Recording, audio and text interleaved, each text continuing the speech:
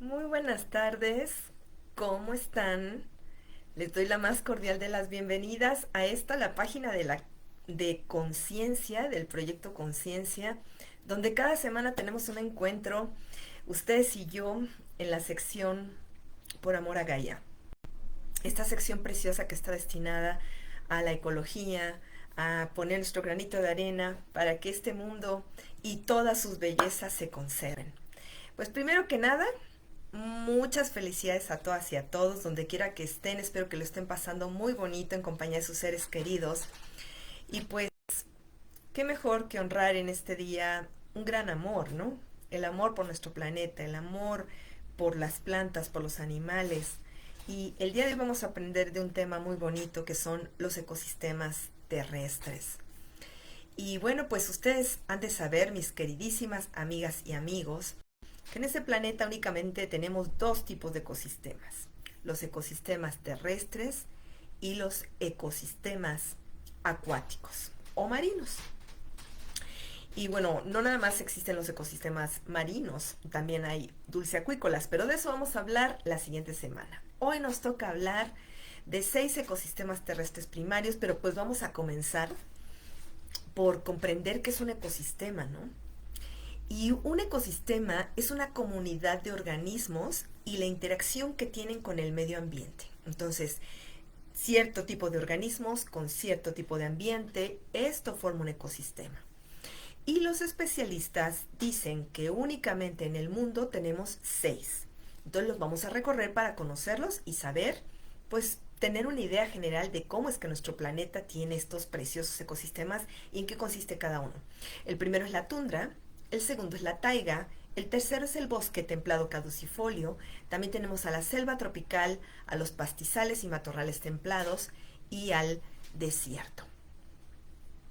Y bueno, pues probablemente ustedes hayan escuchado hablar de la tundra, que bueno, pues la tundra, muchachos, es un tipo de ecosistema que está pues en las regiones frías, ¿verdad? La tundra se, se describe como la región biogeográfica polar, cuya vegetación es de bajo crecimiento más allá del límite de la zona arbolada. Fíjense que en todos los ecosistemas, también esto es bien interesante de ver, cuando subes una montaña, empiezas a subir, empiezas y hay muchísima vegetación, hay ciertos tipos de vegetación que van cambiando con la altura, pero llega un momento donde se termina el límite de la vegetación y más allá hay algunos matorrales, pero si sigue subiendo ya no hay nada. O sea, es la roca y el sol. En el bordecito, ya donde terminan las plantas, digamos, hay algunos líquenes que aguantan altísimas temperaturas y también la sequía.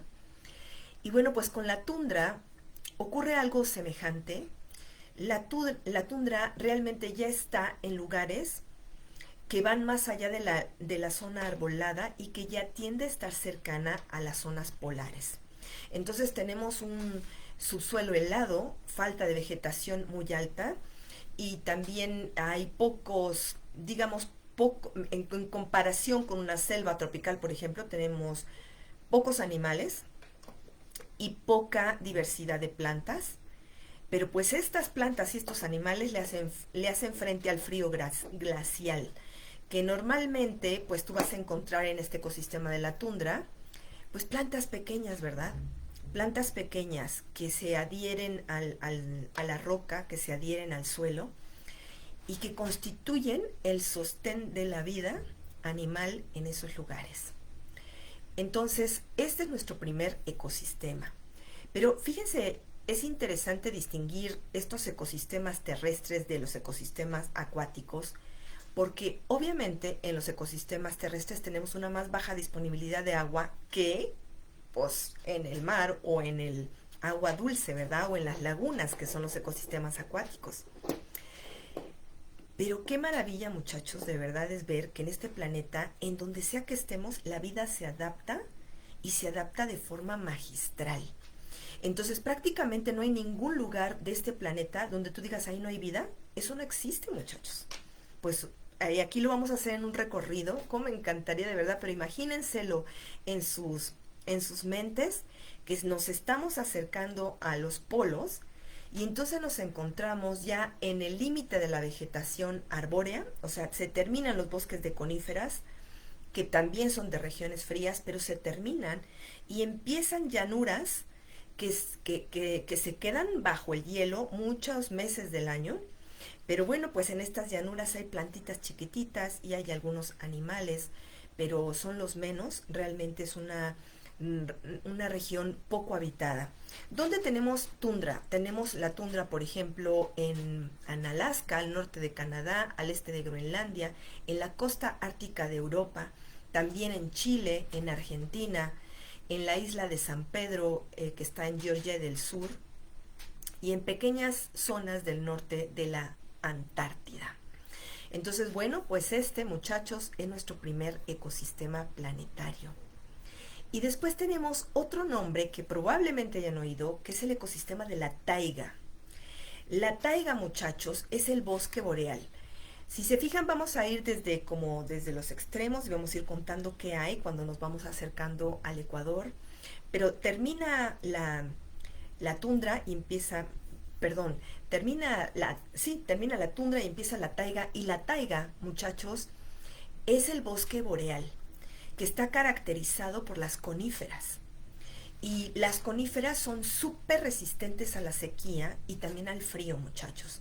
Incluso las coníferas son resistentes a los inviernos y a los incendios forestales en las épocas más secas del año.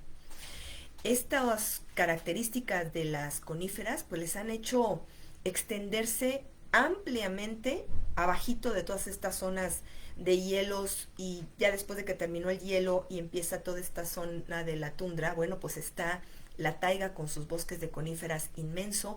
Canadá es un buen exponente de esto. Estados Unidos también tiene muchísimas coníferas. También nosotros aquí en México tenemos bosques inmensos de coníferas.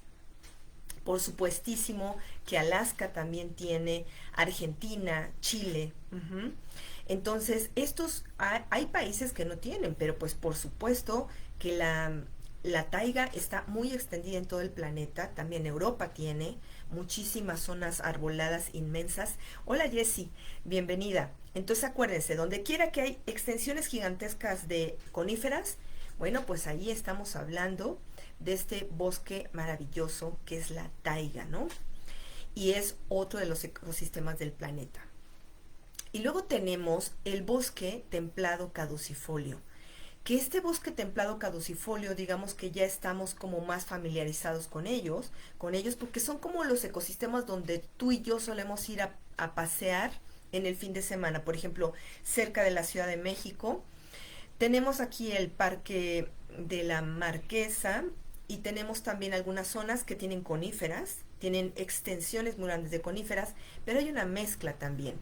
Para que ustedes se ubiquen, el bosque caducifolio son esas partes del bosque que cuando es la temporada seca pierden las hojitas. Por eso se llama bosque caducifolio. Y este bosque está extendido en muchas partes del planeta, inclusive en las películas hemos visto cómo cambia la tonalidad de las hojas a medida que cambian las estaciones y cómo de repente los árboles se quedan pelones, ¿no? Se quedan pelones ya cercano al invierno, pero se ponen rojitos y en la temporada de la primavera, bueno, las flores y reverdecen. Y es un bosque muy hermoso de ver, porque es un bosque que cambia. Es muy diferente del bosque de las coníferas, por ejemplo, porque el bosque de las coníferas, tú te acercas a ese bosque de la taiga y ese bosque siempre es verde. O ustedes díganme, donde hay coníferas, ¿de qué otro color vas a ver ahí? O sea, ves verde hasta donde se te cabe la vista porque las coníferas siempre son verdes y las coníferas no tiran las pínulas en la temporada seca. Las coníferas son iguales en todas las temporadas del año. Inclusive cuando cae la nieve y están repletas de nieve, siguen siendo bosques siempre verdes, las coníferas. Pero en el bosque caducifolio, ahí sí vas a ver que caen las hojitas, ¿no? Y bueno, este bosque también es muy bonito. En las películas, muchachas y muchachos, lo hemos visto mucho porque es el bosque típico donde salen las hadas, los duendes, los gnomos, los unicornios. Estos bosques que tienen también helechos gigantescos que se asemejan a la temporada prehistórica. Los musgos, estos preciosos esponjaditos, estas plantas esponjositas que están también cuando hay gran humedad en el ambiente, porque el bosque caducifolio en la temporada húmeda tiene un altísimo nivel de humedad. Ujú. Entonces es un bosque precioso de ver, muy muy bonito, tiene una gran cantidad de fauna y por ejemplo los zorritos, pues ahí puedes tener zorritos, también puedes tener especies que hibernan, por ejemplo como el oso, algunas especies que migran y que se mueven cuando ya pasó la temporada fría. Y bueno, pues es hermoso ver esto. El planeta tiene estos ecosistemas gigantescos, porque estamos hablando, muchachos, un ecosistema terrestre. Estamos hablando de miles y miles y miles y miles de hectáreas distribuidas a lo largo de todo el planeta. Y es increíble ver cómo estos ecosistemas se encuentran a lo largo de todo el planeta cuando las condiciones ambientales son semejantes. Esto es fascinante y así es, ¿no? Sin embargo, incluso aunque en un lugar del planeta exista el mismo ecosistema, es decir, por ejemplo, imagínate esto que estamos hablando del bosque templado caducifolio, los zorros de una parte del planeta siguen siendo zorros en otra parte del planeta, pero son especies diferentes, de colores diferentes, adaptados a condiciones diferentes, y entonces el planeta tiene una riqueza de vida increíble. Y bueno, también tenemos algo que seguramente tú has visto, por lo menos en las películas, que es la selva tropical. Esta selva exuberante, maravillosa, impresionante. Déjenme contarles una anécdota bonita. Yo no he viajado mucho hacia el sur del mundo, pero tuve la oportunidad de viajar a Chile y también de viajar a Uruguay. Sin embargo, cuando vuelas de México a Chile, la ruta aérea no pasa exactamente sobre el Amazonas. Bueno, muchachos, cuando íbamos volando hacia el Uruguay, yo no podía creer lo que veían mis ojos porque hagan de cuenta que era luna llena, entonces se veía para abajo perfectamente. Y pues bueno, cuando va volando altísimo el avión que ya ya se estabilizó en la altura en la que vuelan los aviones, pues no ves mucho en el avión cuando miras para abajo, ¿no? Sobre todo en la noche.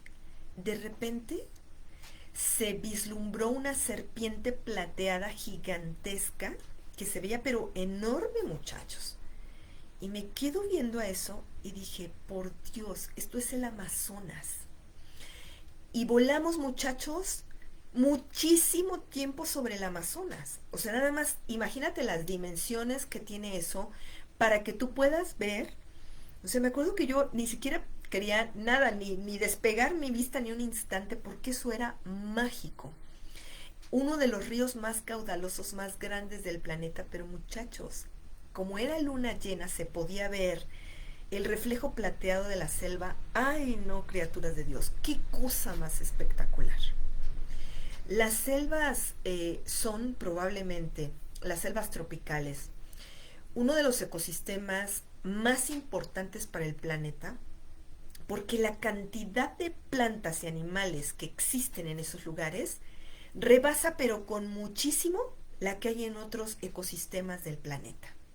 Eso es increíble, muchachos. Miren, hay dos documentales que les recomiendo mucho ver. De hecho, ya se los recomendé en una clase anterior. Hay un documental que sale Will Smith. A ver, déjenme buscar aquí, a ver. Will Smith, a ver, ¿cómo? One Strange Rock. Creo que así se llama. Sí. Fíjense bien, hay una serie que yo la vi en Netflix. Además de que este hombre, qué impresionante es su voz, la narrativa y todo, se llama Una roca extraña. Esa es la traducción, porque en inglés se llama One Strange Rock. Y habla del planeta. En ese documental, chicos, sacan la Amazonía. Además de que captaron ese documental, yo no sé cuánto tiempo tardaron en hacerlo, porque ese documental sería la ilustración perfecta, maravillosa, extraordinariamente bella para esta clase, para que ustedes conozcan los ecosistemas terrestres. Y cuando sacan la Amazonía, hicieron una investigación, muchachos, impresionante. Yo no sé si ustedes supieron hace poco, En toda América nos recorrió así de punta a punta una nube de polvo que venía del desierto del Sahara, así. Y cuando llegaba a las ciudades todo quedó cubierto del polvo del desierto, ¿no? Además era increíble ver eso, o sea, ese fenómeno yo en mi vida, en mis 55 años, jamás lo había presenciado. Pero ¿qué creen? Que en ese documental de Will Smith sacan que cuando esas nubes de polvo llegan a la Amazonía, traen alimentos y nutrientes que solo están en la otra parte del mundo y que nutren de vida, de minerales, de que son recursos preciadísimos para la vida de la Amazonía. Entonces, esas conexiones que tiene Gaia tan fantásticas, muchachos, así de ver cómo un lugar tan lejanísimo del planeta está conectado con otro lugar. Además, piensen esto, esos minerales y esos recursos vienen de la parte más seca, más árida del planeta. Ahorita vamos a hablar de los desiertos. Y de repente le dan vida y le dan como vitaminas, como minerales a Gaia en la zona donde tiene una exuberancia. Miren, las selvas tropicales tienen diferentes tamaños. Aquí en México yo tuve la posibilidad de visitar la selva de los Tuxtlas. Caballeros, qué exquisitez es eso. O sea, Dios es el arquitecto maravilloso, pero ver tucanes ahí, estos pájaros del pico colorido comiendo mamey, comiendo chico zapote, volando y los monitos, y todavía hoy en día, con toditita la deforestación y la destrucción y toda la ganadería intensiva que hay en Veracruz, pues todavía tenemos pequeños remansos de esta selva tropical extraordinaria. Los árboles, yo no sé ni cuánto midan, muchachos. O sea, tú te paras y te ves una cosita así comparada con un coloso gigantesco, así nada más haces así. Me acuerdo que fuimos ahí en el curso de maestría doctorado porque te llevan a un curso de recorrido por diferentes ecosistemas de aquí de México y teníamos que ir haciendo investigaciones. Y me acuerdo que hagan de cuenta que estábamos caminando por el dosel de la selva, no entra casi luz de sol, o sea, los árboles son cerradísimos, el tupido, así es increíble, la temperatura, la humedad de adentro, el sonido de los insectos, de las ranas, de los monos, de los pájaros, increíble, ¿no? Y de repente se acaba. Sales de eso y no ves nada más que pastizales y vacas y ganado. Y yo me acuerdo que todos nos quedamos en silencio así. No teníamos ni palabras para decir la sensación de estás en un momento, en un ecosistema magnífico y sales y no hay nada. Nada es nada, bueno, más que vacas y pastizales y eso. Y me acuerdo mucho, nunca se me va a olvidar lo que dijo una de mis compañeras. Dijo, bueno, al menos podemos apreciar con mayor visión lo que significa la selva, ¿verdad? Y esforzarnos por trabajar bien para que esto se preserve. Y todos nos quedamos callados, o sea, nadie contestó nada, estábamos así, yo diría que un poco en shock. Pero es la responsabilidad de todos nosotros cuidar y preservar el tesoro que implican los ecosistemas terrestres, tal como Dios los creó, muchachos. Nunca jamás nuestras ciudades, por más tecnología, por más mmm, belleza arquitectónica que tengamos, van a equipararse con la belleza de lo que Dios ha creado, que además es importantísimo para que el planeta mismo se sostenga. Entonces, ojalá se sientan convidados y motivados a ver los documentales de Will Smith. En Netflix hay varios documentales que les voy a ir platicando sobre la Tierra, pero este de Una roca extraña, véanlo, de punta a punta, la van a amar. Ah, y me están diciendo aquí mis apuntadores espirituales que hay otro video que no saben qué hermoso está, por Dios. Creo que se llama Mi amigo Pulpo. Búsquenlo así, Mi amigo Pulpo en Netflix, y este de Una roca extraña. El de Mi amigo Pulpo, muchachos, ese más bien sería para la clase siguiente, porque habla de los ecosistemas marinos. Pero qué hermosura de video, por Dios. Qué hermosura, qué hermosura. Y además es un testimonio de un hombre que ha hecho muchísimo por la ecología del planeta, tan bonito. Les va a gustar mucho. Ojalá se puedan dar una paseadita por allí. Y bueno, otro ecosistema del planeta que tenemos son los pastizales y los matorrales templados, que también se conocen como praderas o estepas. y que también son predominantes en todos los lugares semiáridos, pero que todavía hay humedad. Semiariditos, pero húmedos también. Y en donde la característica del pastizal o de la pradera y estepa, tú te das cuenta porque tú ves y hasta donde alcance tu vista, hay la predominancia de uno o dos o tres tipos de hierba que crece muy alto. Entonces tú ves y tu vista se extiende y solo ves pastos, pero unos pastos enormes, ¿no? Por eso se le llaman pastizales o matorrales templeados. Y allí hay gramíneas, juncales, pastos, hay césped, por supuesto. Y hay poquitas especies de plantas vasculares, unas 50 más o menos, pero pues fíjense, en general las gramíneas, o sea, las plantas que dan estas semillitas, como el maíz, el trigo, la cebada y algunas plantas como el girasol y la soya, son las que se extienden en los matorrales templados. Entonces tú ves eso y pues bueno, pues es una hermosura de ver porque ahí también, miren, originalmente el planeta es perfecto y todo ecosistema, todo tiene vida. Hay muchos animales que crecen abajo de esas gramíneas grandototas, que bueno, si nosotros caminamos ahí, pues igual y nos cubren, depende de tu tamaño, ¿no? Si eres un humano muy alto, pero mi tamaño yo quedaría aquí cubierta, ¿no? O sea, son muy altos y es una hermosura ver eso. No hay tanta agua, no hay mucha precipitación pluvial, pero claro que llueve, sí tienen agua. La precipitación anual supera los 600 milímetros y los suelos son profundos, son ricos en materia orgánica. Por eso también hay muchas plantas, ¿no?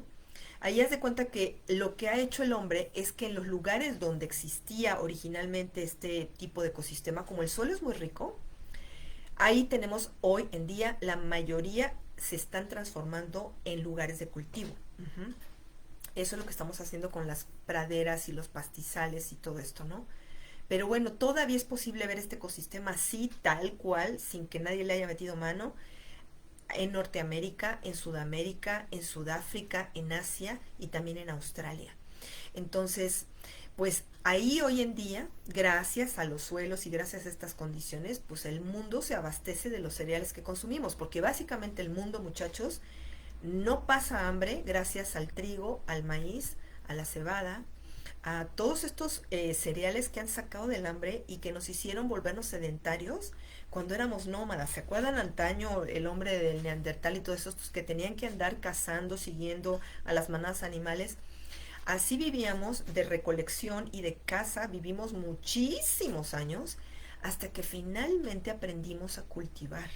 Cuando aprendimos a cultivar y pasamos de ser esos pueblos nómadas que iban y venían, de repente la humanidad entendió que podíamos cultivar estas plantas que hoy por hoy pues son indispensables para la sobrevivencia humana. Entonces nunca se les olvide que los lugares donde originalmente hubo pastizales y matorrales templados, pues hoy cultivamos, ¿verdad? Y bueno, pues de alguna manera eso es inevitable porque somos tantos muchachos que imagínate, pero una gran cantidad del mundo es vegetariana, no precisamente porque quieran comer vegetales todo el tiempo, sino porque no pueden pagar la carne, no se pueden dar ese lujo. Mi amigo el lama Norbu, el lama tibetano, que creció bueno, él nació en Nepal y fue educado en Nepal y también en India, me decía que los monasterios donde tienen que sostener la vida de pues, miles de monjecitos pelones ahí que entran desde que son unas criaturas, pues se hacen unas ollas de comida. Tú imagínate darle de comer a 500 o 1000 niños, ¿no? O jóvenes, entre adultos, medios, ancianos, porque los monasterios están llenos de varones, se separan varones o chicas. Pero imagínate darle de comer esa cantidad. Entonces el Lama Norbu nos decía que la carne ahí es un verdaderísimo privilegio que no se pueden dar. Y que prácticamente nunca comen carne, pues porque no les alcanza, ¿no? Entonces, estos ecosistemas donde sobreviven estas especies que nos comemos de vegetales, piensen en el arroz, muchachos. Esto, en cuántos lugares de Asia se siembra el arroz, y aquí en México se siembra el arroz, y en todo el planeta se siembra el arroz, y en todo el planeta se siembra la cebada, y en todo el planeta se siembra el trigo y el maíz, porque hoy por hoy, eso, muchachos, es lo que hace que sobrevivamos, más que la carne. O sea, hay más gente comiendo vegetales que carne solo por necesidad. Y bueno, hay otro tipo de ecosistema que esto es muy interesante, muchachos, de ver y de saber, que son los desiertos. A mí el ecosistema del desierto me apasiona, se me hace intrigante, porque este es un ecosistema, criaturas de Dios, donde casi nunca llueve. Casi nunca es casi nunca. O sea, en el resto de los ecosistemas que hemos estado mencionando hay agua. En unos más, en otros menos, pero hay agua. Pero aquí no hay agua. Las precipitaciones son sumamente escasas, las temperaturas son extremas, estamos hablando de bajo cero en las noches y pues muchísimo más arriba de los 48, 50 o más grados en el día. Entonces, pues esto realmente es un ecosistema muy extremo. Fíjense qué interesante que parte de la regulación de la temperatura planetaria tiene que ver con los desiertos. Porque los desiertos, muchachos, operan como un espejo. Así, ¿qué hay ahí para parar la reflexión del sol? Nada. Están los minerales pelones, así ya la roca pulverizada, moviéndose de un lado a otro, formando las dunas. Y eso es un espejo. Entonces, mucho de la temperatura planetaria baja y sube gracias a la reflexión de los desiertos. Entonces, su papel es muy importante, pero además, con esto que les platico de la circulación de nutrientes gracias a los vientos, los minerales que están allí circulan por todo el planeta, criaturas de Dios. Eso es fascinante. Entonces, aparentemente allí no hay vida, aparentemente casi no tenemos nada allí como muy llamativo, y sin embargo, qué portento. Miren, como dato curioso, el desierto del Sahara, que está ubicado al norte del continente africano, es el más extenso de todo el planeta. Pero aquí en América tenemos el desierto de Atacama, que es el más árido de todo el planeta, aquí en América. En este desierto del Atacama, muchachos, llueve una vez cada 15 años. Nada más para que se den una idea de qué estamos hablando. O sea, estas son condiciones muy, muy extremas, en donde realmente, incluso ahí hay vida, les puedo decir. O sea, no hay un solo lugar en el planeta que no haya vida, y ver cómo la vida se adapta a estas condiciones, díganme si no es sorprendente, ¿no? Ajá. Y bueno, los desiertos cálidos se encuentran en las regiones tropicales y templadas del planeta, pero no están cerca del Ecuador. ¿Se acuerdan que la vez pasada les decía que se imaginaran el planeta así como esta esfera redonda? Y si la partimos exactamente a la mitad, ahí está el Ecuador, ¿ok? En el Ecuador no es que no haya ningún desierto, pero son una minoría, porque lo que realmente hubo antes de la intervención humana en toda la franja ecuatorial eran selvas tropicales inmensas, que se extendían, o sea, desde lo que es el mero centro hasta todo, pues no sé, kilómetros y kilómetros y kilómetros. O sea, no tengo idea la cantidad, pero estamos hablando de cientos o de miles de bosques y de selvas tropicales allí. Pero ya que te empiezas a separar y que vas en dirección hacia los polos, hacia el norte o hacia el sur de los polos, empiezan a presentarse partes desérticas, ¿no? Entonces tenemos desiertos en África, en América, también tenemos en Australia y también en Asia Menor. Ahora, estas zonas desérticas en América pues son muy llamativas. Tenemos, por ejemplo, el desierto de Mojave, el desierto sonorense, el desierto chihuahuense aquí en México. Y bueno, pues son zonas desérticas preciosas. Y para quien conozca eso, a mí me mega super apasiona ver eso, muchachos. O sea, ver la diversidad de lo que tenemos en el planeta es increíble. Miren, hay algunos desiertos que no son como el desierto del Sahara, que nada más son dunas y que mueve el aire. No. Aquí en México nuestros desiertos tienen mucha vida. Tienen cactáceas, tienen conejos, tienen búhos, tienen serpientes, tienen arañas, escorpiones. Dentro de las plantas, varios tipos de cactáceas están acostumbrados a ese tipo de clima. Y cuando tú ves que ahí hay plantas y ahí hay tantos animales, tú dices, por Dios, ¿de dónde sale el agua aquí?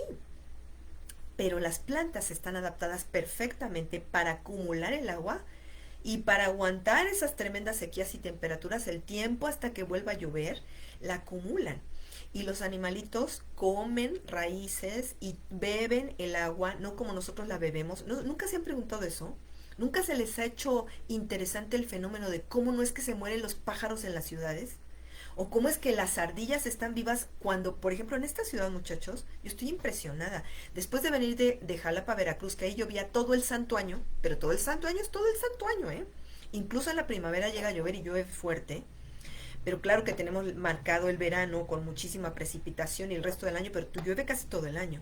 Y entonces ahí tenemos un bosque mesófilo de montaña, pero la cosa más preciosa, y hay algunos manchones bastante preservados, divinos. Ahí había osos, por ejemplo, para que se den una idea, o había venados ahí, ¿no? Y luego llego aquí a esta ciudad. Muchachos, ¿cuántas veces les gusta que ha llovido aquí? Pero ayer estaba platicando ay, no me acuerdo con quién estaba platicando. Le dije, oye, es que aquí en esta ciudad no llueve. Y me dice, pues Caridad, a lo mejor no llueve donde tú vives, porque en ciertas partes de la Ciudad de México, estaba platicando con don Julio Parra, con el chamán Huichol que entrevisté, por cierto, vean esa entrevista, quedó en mi canal de YouTube, en Caridad González Lerma, estoy en YouTube como Caridad González Lerma, y don Julio me dijo, claro que llueve, pero no llueve cercano al norte donde tú estás, porque yo vivo cerca de la frontera con Tlanepantla, casi donde termina la Ciudad de México, aquí estoy, ¿no? Y aquí casi no llueve. Y yo siempre me pregunto, digo, ay Diosito, pues, ¿y cómo viven los pájaros? ¿Y de dónde toman el agua las mariposas? ¿Y de dónde toman el agua las chicharras? En la noche, aquí hay unas vías del tren, y hagan de cuenta que cuando pasas en las noches, nada más en esa franja donde están las vías del tren, que hay un poco de tierrita y plantas así, naturales, así que crecen porque nadie las riega jamás, ahí sí, ahí hay chicharras. Y yo digo, ¿de dónde sacan el agua estos animalitos? ¿Cómo? ¿Dónde? ¿De dónde? Y bueno, la vida es portentosa, muchachos, porque la vida se las ingenia. Toman el agua de las plantas, del rocío, de las mañanas. No sé si se han fijado, ¿no? O sea, dependiendo de la temperatura del año, las plantas quedan recubiertas de gotitas, pequeñas gotitas de agua, que por supuesto que aquí en la ciudad es lluvia ácida eso, pero eso beben los animales, eso beben los insectos. Por ejemplo, los pajaritos están cubiertitos en el árbol ahí en la noche, pero ya en la caída de la temperatura, no sé si se han fijado que hay una hora cuando sale el sol que baja muchísimo la temperatura. ¿Saben por qué es? Porque la vida absorbe la luz solar en cuanto empieza a salir los primeros rayos, lo absorbe, baja la temperatura ambiental, pero entonces las plantas y los árboles y todo esto, producto de todo el cambio de temperatura, forman las pequeñas gotitas de rocío y eso es lo que alimenta a los animalitos.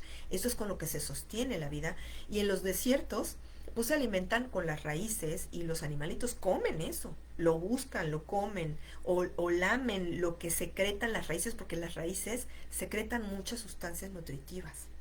Entonces es una gran maravilla ver cómo Gaia opera y cómo todos estos ecosistemas interactúan entre sí y mantienen la vida en la Tierra de este portentoso planeta, bellísimo planeta que es nuestra responsabilidad.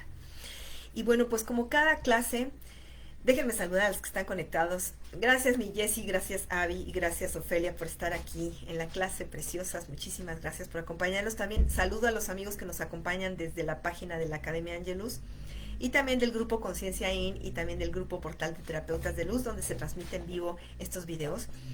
Y les voy a dejar una recomendación con la que podemos ayudar a nuestro planeta en esta semana. Y es, báñate con poquito tiempo y con poquita agua. Ahorita aquí donde vivo en la Ciudad de México están haciendo recortes de agua y tenemos 2 días agua, 2 días no, 2 días agua, 2 días sí. Y entonces un día nos dimos cuenta de que caía un poquito de agua en la regadera y dijimos, ahora es cuando a bañarse se ha dicho. Y cuando nos bañamos con ese chorrititito que caía ahí por la regadera, yo dije, que por Dios, qué desperdicio de agua, bañarse con la regadera así abierta, todo lo que da, cuando te puedes bañar perfectamente con el chorrito ese y tiras, pues yo no hice el conteo, ¿verdad? Pero ¿cuánto te gusta que me haya gastado? Como un 50% menos de agua de lo que me baño cuando estoy con la regadera abierta y entonces me jabono y me enjuago y luego que el cuerpo y todo y eso. Y eso que yo soy bien rápido para bañarme, yo no duro en la regadera ni 10 minutos, jamás. Me baño entre 5 y 8 minutos, porque desde siempre he tenido la conciencia de cuidar el agua. Y hagan de cuenta que cuando abro las llaves y sale el agua fría, le pongo una cubeta. O sea, en nuestro baño, aquí siempre hay una cubeta. Recojo el agua antes de que salga calientita o tibia. Y entonces no quito la cubeta en ningún momento hasta que ya está templada y mi cuerpo ya la soporta. Y entonces ya me meto al agua templada Y no crean que estoy bañándome así todo el tiempo con el agua así, ¿no? Cuando me voy a enjabonar el cuerpo le cierro y entonces me jabono el cuerpo y luego ya me enjuago.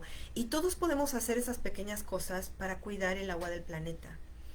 Muchachos, hay una película que cuando yo nunca le he querido ver, la verdad, me puede demasiado el tema, pero el agua es uno de los milagros más grandes que hizo Dios. De hecho, fíjense, es tan un milagro, muchachos, que los científicos hoy en día, el 14 de febrero del 2023, no han podido crear agua en el laboratorio.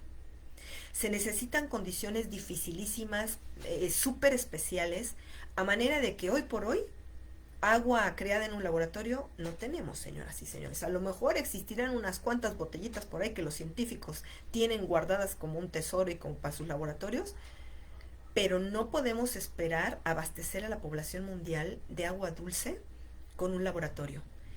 En una serie preciosa en Netflix también que se llama El arte del diseño, The Art of Design, entrevistaron a una chica que es israelí, a una científica. Ella es, pues no sé si ya es nacionalizada norteamericana o no, pero ella dice en alguna parte, trabaja en el MIT, en este Instituto de Tecnología impresionante de los norteamericanos, y ella dice que en su país ya encontraron una tecnología para desalinizar el agua y que ya se está usando. Porque además, pues Israel, imagínate cuánta agua puede tener. Esos países viven, esas civilizaciones viven en uno de los lugares de más baja precipitación del planeta. O sea, ellos casi sí, no es una broma, casi no tienen agua.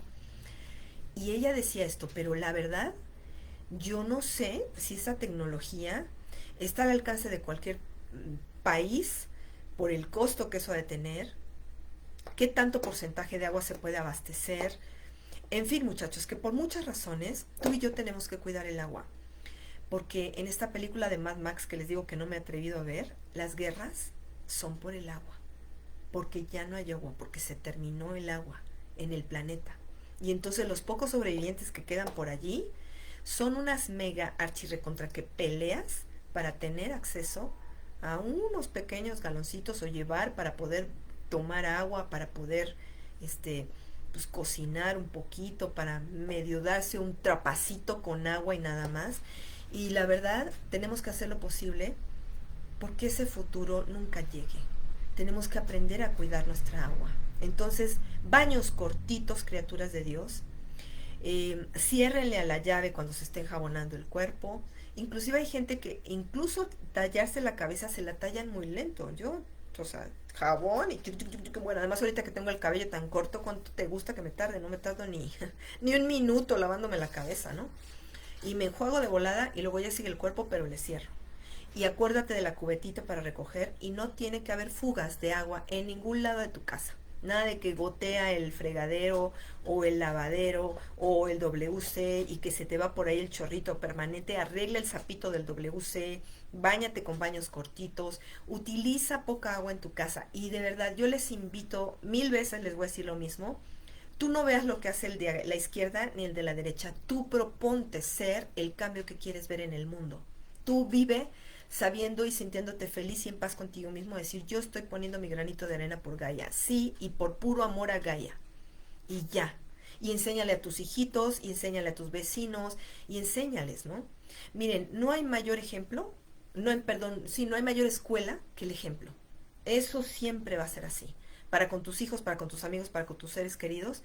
Me acuerdo, por ejemplo, yo tenía, cuando estaba haciendo la tesis de la licenciatura, me dio asilo mi tutora de tesis, que es una franco-mexicana, la doctora Isabel Baroa, que trabaja en el Instituto de Ecología de Jalapa.